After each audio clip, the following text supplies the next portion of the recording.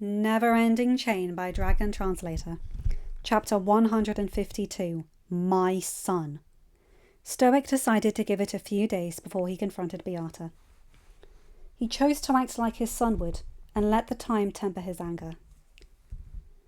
Beata was still the son of a chief who was a good friend to Stoic. Their tribe still shared a treaty. So, with those thoughts in mind, Stoic placed a hand upon Beata's shoulder on a morning 2 days after Hiccup and his friends left for Toothless's hatch nest. "Beata, be needing to speak with you." Stoic began. "Sure, Chief Stoic," Beata said. Stoic patted the man's shoulder. "Stay not be telling me what you thought up." Beata sighed. "Sir, that was hopeless business." Stoic's eyes narrowed. "This be my island, boy." Stoic growled. "These be my people. That be me son you put in danger. Never conduct a plan upon me island without me say so." "Chief?" Stoic looked over Beata's shoulder and found Edith standing just down the path towards the dock, along with Flemmer, Spitelart's wife Runa, and a few other women from the tribe. All had the expression of confusion that slid into anger. "What do you mean?" Edith asked. "What plan put Hiccup in danger?" "Chief," Beata began. "Silence," Stoic replied, glaring at the man before looking at the women. "Edith, this be—" "Respectively, Chief," Edith began. "Don't try to claim this be chief-only business. Hiccup is your boy by blood, but he is my boy by choice. Brynja and I already see him as a son, even if Gothi hasn't performed the rites. What put my son in danger?" Stoic watched as Edith's eyes widened and then narrowed into a glare aimed for Beata. "That fool who tried to get my husband to break the betrothal? That was your idea? How dare you? What Hiccup ever do to you that made you willing to hurt him like that?" "Mum," Beata began. "Please don't shout." "I'll yell this from the rooftops, you fool boy! Your idea almost killed my son and the hero who saved everyone in this tribe. What right do you have to do that? This ain't your home, boy. This be ours. And we don't take kindly to someone hurting one of our own like that." "Edith," Stoic said, making sure his voice carried his authority. She did need to let him handle this, as it was a matter between tribes. He did enjoy her laying into Beata like that, though. The fool boy did put Hiccup in unnecessary danger, and he also tried to harm something to keep Hiccup from becoming the hate-filled person Stoic saw a glimpse of. Still, all the women with her were glaring at Beata, and Stoic knew he would have to do something or Beata would face their combined wrath. Edith said, "I'll let you deal with the fool, Chief. Right now, I'm tempted to use his head for target practice, and we be helping her," Runa stated, her fists resting upon her hips. "Chief," Beata protested, "they be threatening me. What you do about that?" "That they be tempted to harm you ain't no crime." "But I'm the son of a chief you have a treaty with." "That treaty meant nothing to you when you put my son in danger that could have been avoided."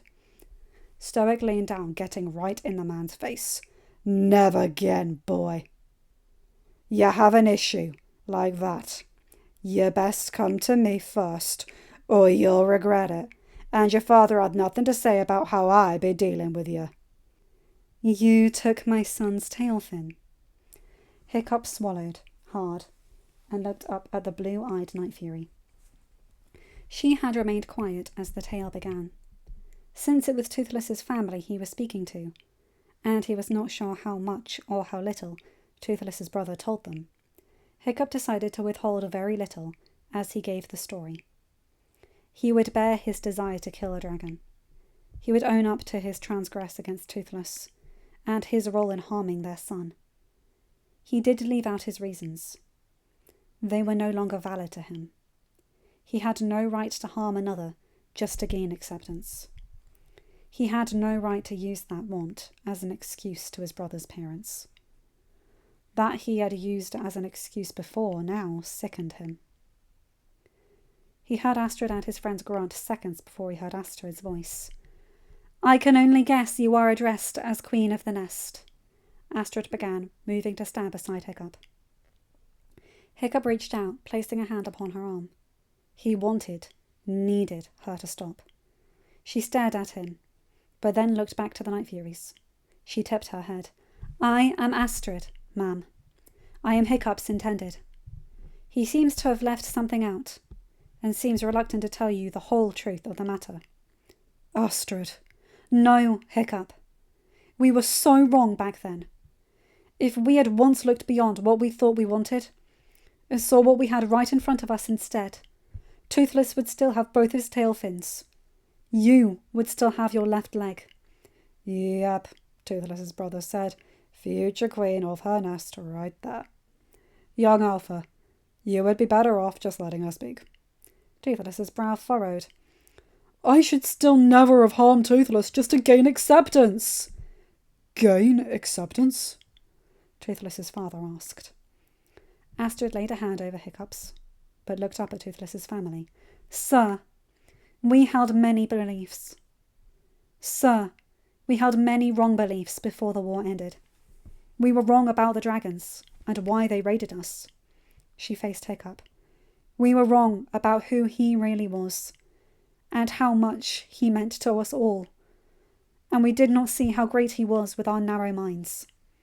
You did not respect the young human before the war ended. Toothless's mother asked. No, ma'am, Astrid said, looking back up. And we have to live with that shame and dishonour, and make it up to him daily. Astrid, I forgave you. I forgave everyone. So, why then did you not forgive yourself? Toothless's father asked softly. Hiccup jerked, looking up at the Night Fury. My oldest did tell myself and my mate the tale you are giving, when he and my daughter-in-law returned home. Neither of us were pleased to know that a human knocked our son from the skies, but to know you worked so hard to restore his flight, and then did all you have done, allowed us to view the entire tale in a new light, and with a fresh wind. Seeing you now, I see why my oldest praised you so highly when he spoke of you. I see now why my second chose to stay with you. I see why even my youngest, who has the fire of all her ancestors in her words, respects you. Toothless's father then looked to Toothless. Son, you call him brother, correct? Yes, father. Then bring him up here, please. Hiccup blinked but had little time to protest, as Toothless ducked his head. Astrid and Snotlout placed Hiccup upon Toothless's saddle. Toothless gave Hiccup no chance to speak before his wings flared, and he joined the other Night Furies upon the higher ledge. Young Alpha, please stand before me. Hiccup slid from the saddle and moved to do just as Toothless's father asked. His jaw dropped as Toothless's father stepped closer and nuzzled him. Face the nest, young one. Hiccup did so, and his eyes widened as Toothless's father placed a wing over him. He is the alpha of his own nest, the male called out, but he is also my son. Welcome him, and the flock he brings home. All the dragons began roaring, even Toothless and the bonded dragons. End of chapter! Hi guys, hope you enjoyed this one. That is one of my favourite chapters ever! Oh my god! Edis, go off! I love that! And Runa, Snortlout's mum? Occasionally, very rarely in the shows, it's implied that Snortlout is a mama's boy, and I totally get that. And Toothless's father instantly adopting him the minute he sees how much Hiccup regrets hurting Toothless. Oh, yes. 50 million times yes. Oh, I've wanted to do that chapter for ages, and I really hope I did it justice. Anyway, you guys know the drill. Like, comment and subscribe and hit that bell to get notified whenever I upload a new video. Have a good day, night, or whatever time zone you're in. Bye my guys, gals and non-binary pals. I'll see you in another video. Take care.